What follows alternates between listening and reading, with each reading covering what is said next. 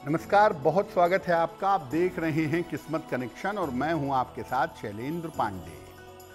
पितृपक्ष का आरंभ हो रहा है और आ रहा है वो समय जब हमारे पूर्वजों का, पितरों का आशीर्वाद झोली भर भर के हमें प्राप्त होगा। तो क्या है पितृपक्ष का विधान, क्या है इसकी महिमा और कैसे पूजा करके पितरों की कृपा प्राप्त करें, इस विषय पर चर्चा करेंगे। सबसे पहले जानते हैं कि आखिर पितृ होते कौन हैं और पितृपक्ष होता क्या है। देखिए, हमारे परिवार के जिन पूर्वजों का देहांत हो चुका है उनको हम पितृ मानते हैं।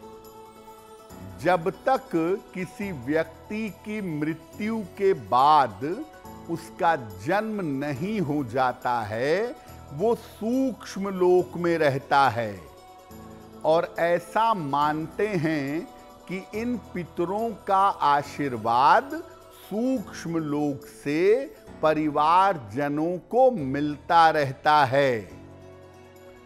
पितृपक्ष में पितृ धरती पर आकर अपने लोगों पर ध्यान देते हैं और आशीर्वाद देकर उनकी समस्याएं दूर करते हैं। पितृपक्ष में हम लोग अपने पितरों को याद करते हैं और उनकी याद में दान धर्म का पालन करते हैं। हिंदू परंपरा की सबसे बड़ी विशेषता ये है कि जिन लोगों की वजह से हमारा जन्म हुआ, जिनकी वजह से हमें प्राण मिला, जिनकी वजह से हम जीवन जी पा रहे हैं, हम उनका आभार भी व्यक्त करते हैं। इसीलिए हिंदू परंपरा में ये नहीं बताया गया कि माता पिता के लिए कोई अलग से तिथि मना लो, क्योंकि हम जब अपने पूर्वजों का इतना सम्मान करते हैं तो जीते जी माता पिता का सम्मान तो करेंगे ही। इस बार पितृपक्ष 7 सितंबर से 21 सितंबर तक रहेगा, जिसमें हम अपने पितरों को याद करेंगे और उनका आशीर्वाद प्राप्त करेंगे। पितृपक्ष के जो 15 दिन होते हैं, लगभग 16 दिन, उनमें हम नियमित रूप से अपने पितरों की टेक्निकली पूजा उपासना करते हैं।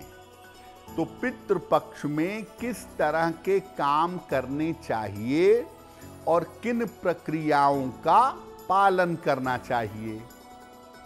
देखिए, पितृपक्ष में हम अपने पितरों को नियमित रूप से जल अर्पित करते हैं और ये जल दिया जाता है दक्षिण दिशा की तरफ चेहरा करके दोपहर के समय में।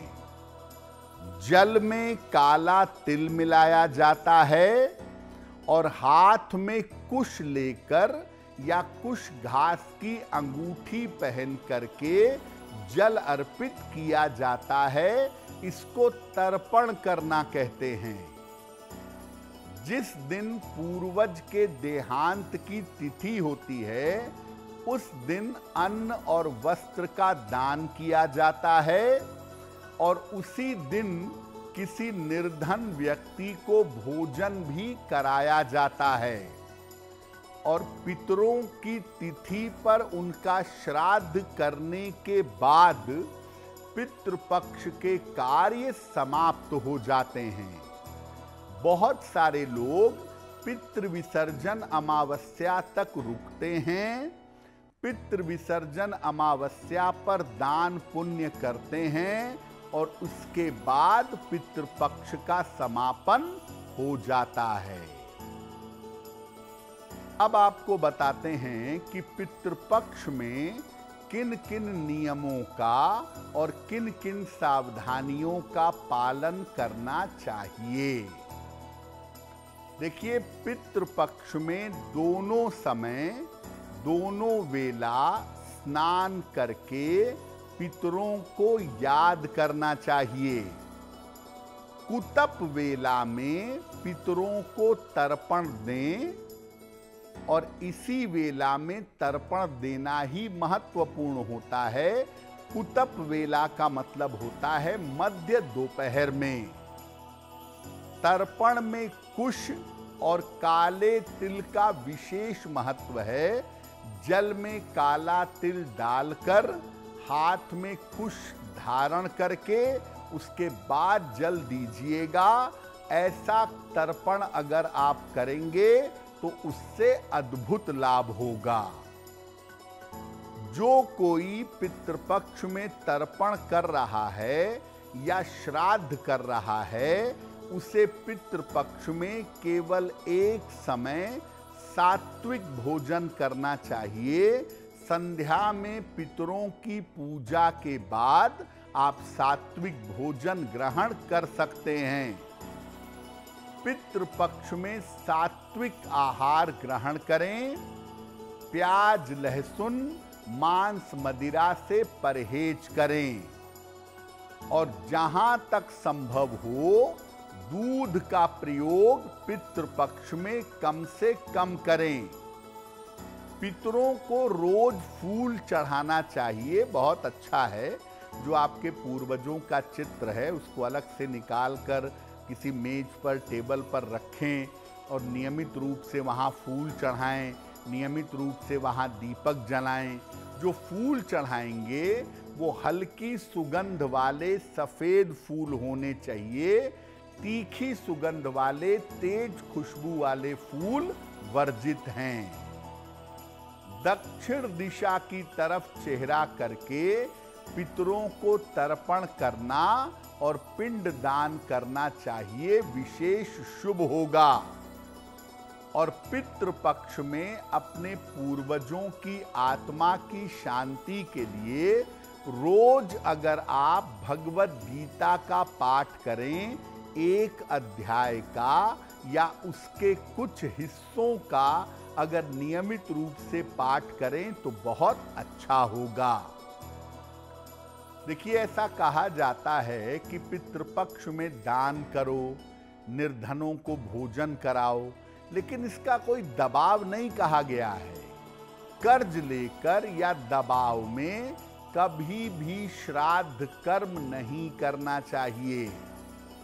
आपकी जितनी सामर्थ्य है उसी के हिसाब से दान करें और आपकी जितनी सामर्थ्य है उसी के हिसाब से श्राद्ध कर्म करें, आपके लिए बेहतर होगा।